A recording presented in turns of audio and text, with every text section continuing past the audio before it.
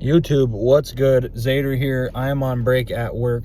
Wanted to pump out the content for y'all. If you're not subbing to the Zader Hood, man, what are you doing? Anyways, no gameplay, no none of that. We're talking strictly about Vanguard and why it... Not Vanguard, fuck, I messed up.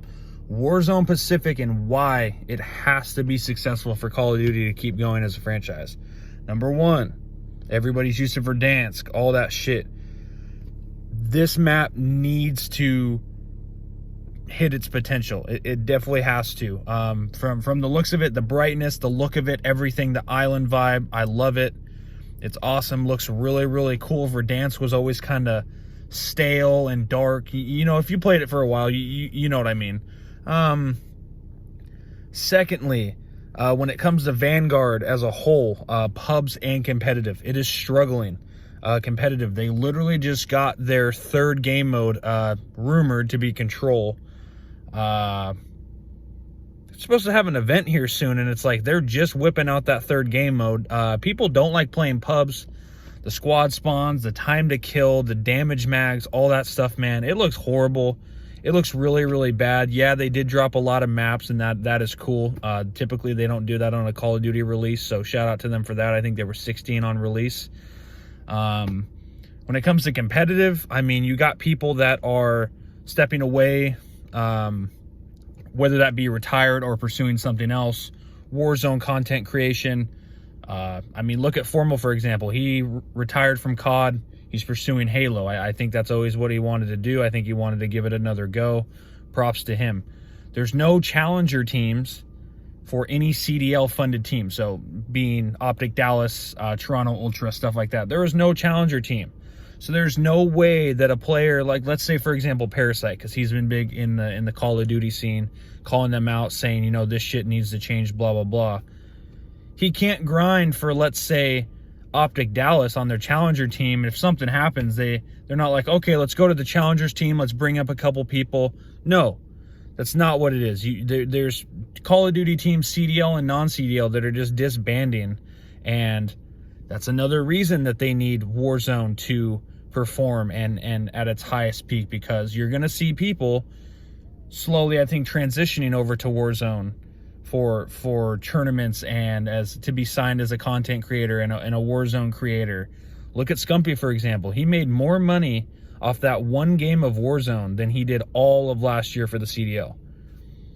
Dude, money talks. I mean, a lot of people are devoted to it, like Scump's devoted to the grind and all that. But man, you know damn well when he retires and he hangs it up, he's definitely going to be going to Warzone and stuff like that. Thirdly, I would say it's got to be successful in the sense of the flow of it and the guns. Obviously, it can look good and all that stuff, but you definitely need the guns to come in, and, you know, they're definitely going to be meta for a couple weeks. You know the Vanguard guns are going to come in, PPSH, STG, shit like that. You know that shit is going to be pretty OP when it starts.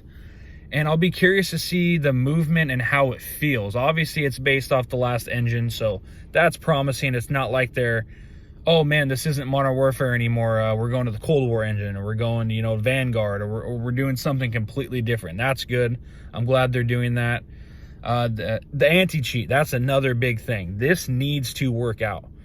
Can't tell you how many times there has been a tournament that has been ruined by somebody that just comes in and that's their goal. They spend $20, $30 on hacks, come in, fuck everything up, and what can you do? Because if you're playing the other team and the other player's on a heater, let's say TP's on a heater, what are you going to do, replay because somebody came in and cheated? Like, they do, but it's just like, there's a lot of people that are going to be getting exposed, whether that be on the professional level or not, that the anti-cheat is going to pick up on that. It is literally going to weed the people out, and I do hope to see that thing actually work out, because that is very, very crucial to this whole thing kind of forming together. But ramble done. At the end of the day, I guess I'm not going to be playing Warzone, but I would like it to be good. There's been a lot of ups and downs for Warzone in general and Call of Duty. That's another thing. That's what I was going to talk about. A promising thing. They removed stopping power. That is huge. They nerfed dead silence. That's also huge. You can't get a Warzone. You can't get a loadout right away. You got to wait for the first loadout to drop, and then you can get one. That also changes the whole dynamic of a game. You can't just sit there, stack up cash, and then boom, like 30 seconds in, you got your guns. You know what I mean? I personally don't think a BR like that needs to have custom guns. I think that Blackout was perfectly fine. Blackout didn't have loadouts, and Blackout is looked at as the goated BR of Call of Duty. So that was the last thing I was going to talk about. But if you guys did enjoy the video, make sure to hit that like. Comment down below. Let me know if you're playing Warzone, what you're excited about, what you're skeptical about. Hit that sub and come to the Zaderhood. We're live on Twitch pretty much every day. I will put my description in the bio for a link to all my YouTube, TikTok, all that stuff. Thank you guys so much for watching, and peace.